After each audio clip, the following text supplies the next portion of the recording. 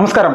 നിയമസഭാ തെരഞ്ഞെടുപ്പ് നടക്കാനിരിക്കുന്ന ജാർഖണ്ഡിൽ വലിയ രീതിയിലുള്ള ഒരു മുന്നേറ്റം BJP ഉണ്ടാക്കിക്കൊണ്ടിരിക്കുകയാണ്. ഈ മുന്നേറ്റം എന്താണെന്ന് വെച്ചാൽ നിലവിൽ JMM എന്ന് പറയുന്ന അവിടുത്തെ ഭരണ കക്ഷിയുടെ പ്രധാനപ്പെട്ട നേതാക്കന്മാരും അവരുടെ കൂടെ നിൽക്കുന്ന നിരവധി MLA-മാരും BJP-യിലേക്ക് ചേരും എന്നുള്ള വാർത്തകളാണ് ഇപ്പോൾ പുറത്തു വരുന്നത്. ദേശീയ മാധ്യമങ്ങൾ ഇതുമായി ബന്ധപ്പെട്ടുള്ള വാർത്തകൾ നിരന്തരമായിട്ട് പുറത്തു വിടുന്നുണ്ട്. ഇത് ഏറ്റവും പ്രധാനമായിട്ട് JMM-ന്റെ ചമ്പായി സോറൻ എന്ന് പറയുന്ന പ്രധാനപ്പെട്ട നിലവിലെ ഭരണ കക്ഷിയായിട്ടുള്ള JMM-ന്റെ മന്ത്രി കൂടിയാണ് അദ്ദേഹം ഇപ്പോൾ BJP വരുന്നു എന്നുള്ള വാർത്ത വരുന്നു. അദ്ദേഹം ഡൽഹിയിൽ എത്തിയിട്ടുണ്ട് എന്നുള്ള രീതിയിലേക്കുള്ള കാര്യങ്ങളാണ് വരുന്നത്. അപ്പോൾ എന്താണെങ്കിലും ഒരു കാര്യം വ്യക്തമായിട്ട് മനസ്സിലാക്കുക, പാർലമെന്റ് തിരഞ്ഞെടുപ്പിന് ശേഷം നടക്കാനിരിക്കുന്ന നിയമസഭാ തെരഞ്ഞെടുപ്പുകൾ BJP ഒരു വമ്പൻ മുന്നേറ്റം ഉണ്ടാക്കുക എന്നുള്ള ലക്ഷ്യത്തോടു കൂടി അരയും തലയും മുറുക്കി മുന്നോട്ട് വന്നിരിക്കുന്ന ഒരു സാഹചര്യം തന്നെയാണ് കാണുന്നത്.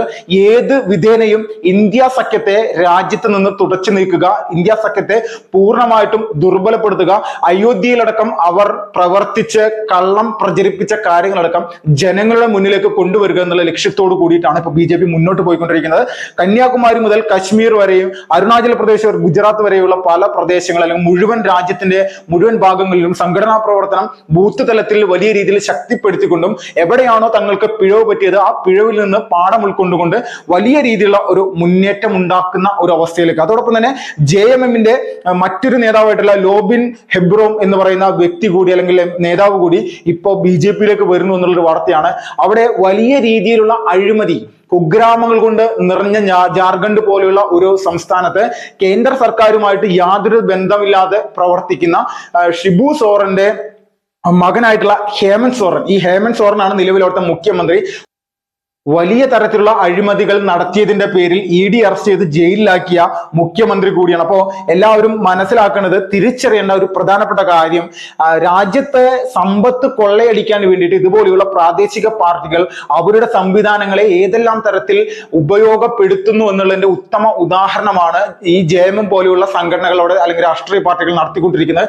ഇതിന് കൊടി പിടിക്കുന്ന അല്ലെങ്കിൽ ഇതിന് കൂട്ടുനിൽക്കുന്ന ഒരു നിലപാടാണ് കോൺഗ്രസ് പോലെയുള്ള രാഷ്ട്രീയ പ്രസ്ഥാനങ്ങൾ ഇന്ത്യ സഖ്യം എന്നുള്ള രീതിയിലൊക്കെ ഉണ്ടാക്കിക്കൊണ്ടിരിക്കുന്നത്. അഴിമതി വീരന്മാരുടെ വലിയ ഒരു കൂട്ടായ്മയാണ് ഇന്ത്യ സഖ്യം എന്നതിൽ തർക്കമില്ല. രാജ്യത്ത് കുംഭകോണങ്ങൾ നടത്തുമ്പോൾ ആ കുംഭകോണങ്ങളുടെ ഏറ്റവും തലപ്പൊക്കത്ത് അല്ലെങ്കിൽ ഏറ്റവും മുകളിൽ നിന്നുകൊണ്ട് തങ്ങൾ പിടിച്ചെടുത്ത പണം അല്ലെങ്കിൽ തങ്ങൾ കട്ടുമുടിച്ച പണം അത് തങ്ങളുടെ സ്വകാര്യ ആവശ്യങ്ങൾക്ക് മാത്രം ഉപയോഗിച്ചുകൊണ്ട് രാജ്യത്തിന്റെ എല്ലാവിധ വിഭവങ്ങളും പൂർണ്ണമായിട്ടും അപഹരിക്കുക എന്നുള്ള നിലപാട് തന്നെയാണ് കഴിഞ്ഞ 10 വർഷങ്ങൾക്ക് മുന്നേ കോൺഗ്രസ് എന്താണോ എടുത്തിരുന്നത് അതേ നിലപാട് തന്നെ ഇവരുടെ ഇന്ത്യ സഖ്യത്തിന്റെ നേതൃത്വവും ഇപ്പോൾ കൃത്യമായിട്ട് ചെയ്തു പോകുന്നു എന്നുള്ളതിന്റെ അർത്ഥമാണ്, അല്ലെങ്കിൽ ഒരു സംവിധാനം തന്നെയാണ് ഇപ്പോൾ മനസ്സിലാക്കാൻ സാധിക്കുക. അപ്പൊ പൂർണ്ണമായിട്ടും നമ്മുടെ രാജ്യത്ത് ഒരു പ്രതിപക്ഷം എന്നുള്ളത് അത് പ്രതിപക്ഷമല്ല, അഴിമതി പക്ഷമാണ് എന്നുള്ള രീതിയിൽ കാണാം. അപ്പോൾ ഇതിനുള്ള വലിയ ഒരു തിരിച്ചടി തന്നെയാണ് ഈ JMM പോലെയുള്ള രാഷ്ട്രീയ പാർട്ടികളുടെ ഉള്ളിൽ പ്രവർത്തിക്കുന്ന സാധാരണക്കാരായിട്ടുള്ള ജനങ്ങൾക്ക് എന്തെങ്കിലും നേട്ടം ഉണ്ടാകണമെന്ന് വിചാരിക്കുന്ന MLA-മാരും MP-മാരും ഇപ്പോൾ BJP-ക്കൊപ്പം ചേരാൻ പോകുന്നു. അപ്പോൾ ഇതുപോലെയുള്ള വലിയ വലിയ കാര്യങ്ങൾ നമ്മുടെ രാജ്യത്ത് യാഥാർത്ഥ്യം മനസ്സിലാക്കി, ജനങ്ങളുടെ മനസ്സ് മനസ്സിലാക്കി ഓരോ രാഷ്ട്രീയ പാർട്ടി നേതാക്കന്മാര് ഇത് തിരിച്ചറിഞ്ഞുകൊണ്ട് മുന്നോട്ട് പോകുന്ന ഒരു തിരഞ്ഞെടുപ്പാണ് ഈ വരാനിരിക്കുന്നത് എന്നുള്ളത് തർക്കമില്ല. മഹാരാഷ്ട്രയിൽ സമാനമായിട്ടുള്ള കാര്യങ്ങളാണ് നടക്കുന്നത്. അതോടൊപ്പം തന്നെ ജമ്മു കാശ്മീരിൽ ഇത്രയും വർഷങ്ങൾക്കിടയിൽ സമാധാനം എന്താണ് എന്ന് പോലും അറിയാതിരുന്ന ജമ്മു കാശ്മീരിലെ ജനങ്ങൾ BJP-യുടെ കൂടെ നിൽക്കുന്നതിന്റെ വലിയ ഒരു സാഹചര്യവും വലിയൊരു സംവിധാനമാണ് വരാനിരിക്കുന്ന തെരഞ്ഞെടുപ്പിൽ കാണാൻ സാധിക്കുന്നത്. ജാർഖണ്ഡിൽ BJP അധികാരത്തിലെത്തുമെന്നുള്ള രീതിയിലുള്ള സർവേകൾ, ഒപ്പീനിയനുകൾക്ക് ഇപ്പോൾ പുറത്തു വരികയാണ്. അതിലൊരു തർക്കമില്ല. അപ്പൊ മഹാരാഷ്ട്രയും ജാർഖണ്ഡും ജമ്മു കാശ്മീരൊക്കെ ഇതേ ഒരു നിലപാടിലേക്ക് വരുമ്പോൾ രാജ്യത്തെ ജനങ്ങൾ ആർക്കൊപ്പമാണ്, അല്ലെങ്കിൽ ഏതെങ്കിലും ചില MP-മാരുടെ പിഴവുകൾ മൂലം കുറച്ച് സീറ്റുകൾ നഷ്ടപ്പെട്ട BJP-ക്ക് ക്ഷീണം തീർക്കാനുള്ള ഒരു തിരഞ്ഞെടുപ്പ് വിധിയായിരിക്കും വരാനിരിക്കുന്നതിൽ തർക്കമില്ല. അപ്പോൾ ഇതിനെല്ലാം സാഹചര്യം ഒരുക്കുന്ന ഏത് സംഘടനാ കാര്യകർത്താവാണെങ്കിലും ആ കാര്യകർത്താവിന്റെ മികവ് അത് BJP-ക്ക് ഇത്തവണ ഉപയോഗപ്പെടുത്താൻ സാധിക്കുമെന്നുള്ള തർക്കമില്ല.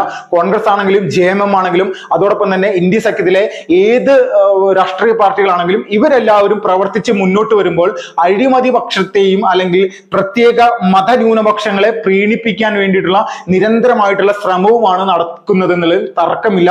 ബംഗ്ലാദേശിലെ ഹിന്ദു സമൂഹം ആക്രമിക്കപ്പെട്ടിട്ട് ഇവിടെയുള്ള ഇന്ത്യ സഖ്യത്തിലെ പ്രതിപക്ഷ പാർട്ടികൾ ആരും തന്നെ അവിടെയുള്ള മതമൂലികവാദികൾക്കെതിരെ സംസാരിക്കാൻ വേണ്ടിയിട്ട് തയ്യാറായില്ല എന്നുള്ളതൊരു യാഥാർത്ഥ്യമാണ്.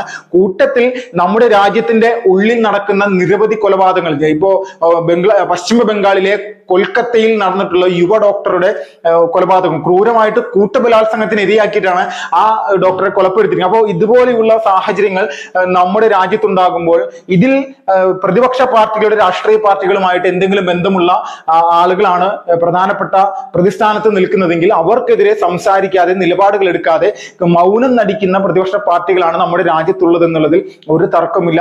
ആ രീതിയിലേക്കുള്ള കാര്യങ്ങളാണ് ഇപ്പോൾ ഇവിടെ നടന്നുകൊണ്ടിരിക്കുന്നത്. ഇതിനെ എതിർക്കാനും ഒരു രാജ്യത്ത് ഒരു ഭരണ സംവിധാനം ഉണ്ടെങ്കിൽ അല്ലെങ്കിൽ കേന്ദ്ര സർക്കാർ ഉണ്ടെങ്കിൽ കേന്ദ്ര സർക്കാരിന്റെ ഭാഗത്ത് കൃത്യമായിട്ടുള്ള നിലപാടുകൾ വന്നുകൊണ്ടിരിക്കുകയാണ് എന്നുള്ളതിൽ യാതൊരു തർക്കവുമില്ല.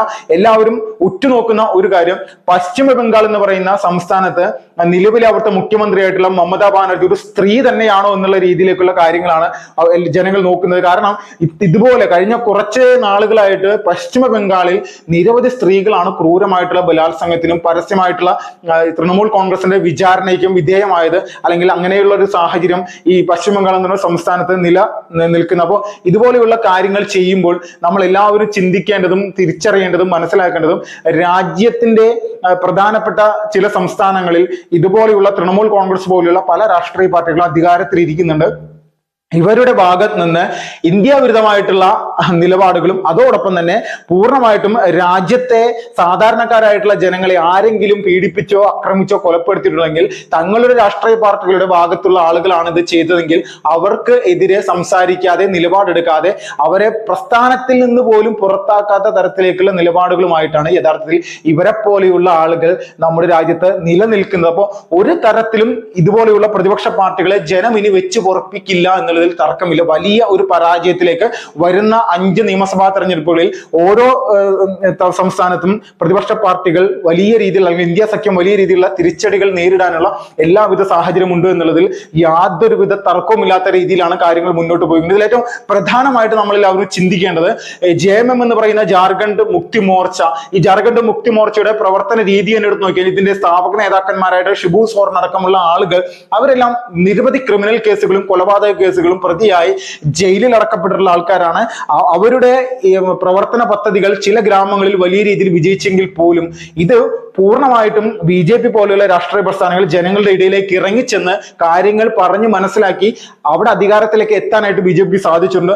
ആ ഒരു പ്രതീക്ഷയാണ് നിലവിലെ ജനങ്ങൾക്ക് BJPയോടുള്ളത്. അപ്പൊ ആ ഒരു പ്രതീക്ഷ നിലനിർത്തിക്കൊണ്ട് തന്നെയാണ് സർവേ ഫലങ്ങളുടെ ഭാഗമായിട്ട് BJP ഇത്തവണ വീണ്ടും ജാർഖണ്ഡിൽ അധികാരത്തിൽ വരും. അതിനോടൊപ്പം തന്നെ ഈ JMM എന്ന് പറയുന്ന രാഷ്ട്രീയ പ്രസ്ഥാനത്തിൽ പ്രവർത്തിച്ചിട്ടുള്ള പല ഉന്നത നേതാക്കന്മാരും ആ പ്രസ്ഥാനത്തിന്റെ പ്രവർത്തന സംവിധാനങ്ങൾ പൂർണ്ണമായിട്ടും ഉപേക്ഷിച്ചുകൊണ്ട് BJPക്കൊപ്പം ചേരുക എന്നുള്ള നിലപാടിലേക്ക് കാര്യങ്ങൾ പോകുന്നത്. അപ്പോ ഈ വിധ സംസ്ഥാനങ്ങളെല്ലാം BJP വലിയ രീതിയിൽ തന്നെ തിരിച്ചു പിടിക്കാൻ പോവുകയാണ്. അതിന്റെ യഥാർത്ഥത്തിലുള്ള ചിത്രമാണ് ഇപ്പോൾ പുറത്തേക്ക് വരുന്നത് അല്ലെങ്കിൽ തെളിഞ്ഞു വരുന്നത് എന്നുള്ളതിൽ ഒരു തർക്കവുമില്ലാത്ത കാര്യമാണ്. ഇന്ത്യ മഹാരാജ്യത്ത് പ്രതിപക്ഷ പാർട്ടികൾ അഴിമതി പാർട്ടികൾ മാത്രമാണെന്നും BJP ഭരിക്കുന്ന സംസ്ഥാനങ്ങളിൽ മാത്രമാണ് നിലവിൽ അഴിമതികളൊന്നും നടക്കാത്തതെന്നുള്ള വിഷയങ്ങൾ കൃത്യമായിട്ട് ജനങ്ങൾ ബോധ്യപ്പെട്ടിരിക്കുന്നു. ഏതെല്ലാം തരത്തിൽ ഇവിടുത്തെ മാധ്യമങ്ങളുടെ ഭാഗത്ത് നിന്ന് വലിയ രീതിയിലുള്ള നുണപ്രചരണങ്ങളും നുണക്കഥകളും ഉണ്ടായില്ല, അതിനെല്ലാം പ്രതിരോധിക്കാനുള്ള ഒരു ശേഷിയിലേക്ക് നിലവിൽ വലിയ രീതിയിലുള്ള ഒരു സംവിധാനം ഉപയോഗിച്ചുകൊണ്ട് BJPക്ക് ഇതിനെ പ്രതിരോധിക്കാൻ സാധിക്കുന്നുണ്ട്. ജാർഖണ്ഡ് പോലെയുള്ള സംസ്ഥാനത്തെ വനവാസി മേഖലകൾ വലിയ രീതിയിൽ തന്നെ ഉള്ളതും അവിടെ വനവാസി കല്യാൺ മഞ്ച് എന്ന് പറയുന്ന രാഷ്ട്രീയ സ്വയംസേവക സംഘത്തിന്റെ RSSന്റെ സംഘടനാ പ്രവർത്തനം ശക്തമായിട്ട് നടക്കുന്നുണ്ട് എന്നുള്ളതും നിലവിലെ സാഹചര്യങ്ങളൊക്കെ മനസ്സിലാക്കി കഴിഞ്ഞാൽ നമ്മൾക്ക് കാണാൻ സാധിക്കും. നിരവധി ഗോത്ര വിഭാഗങ്ങളുള്ള ജാർഖണ്ഡിൽ ഇവരുടെ എല്ലാം വോട്ട് ബാങ്ക് ഇത്തവണ BJPക്കൊപ്പം ചേരാനുള്ള എല്ലാവിധ സാഹചര്യമുണ്ടോ എന്നുള്ള രീതിയിലേക്കുള്ള റിപ്പോർട്ടുകൾ തന്നെയാണ് പുറത്തു വരുന്നത്. Vipin Lal, first reports.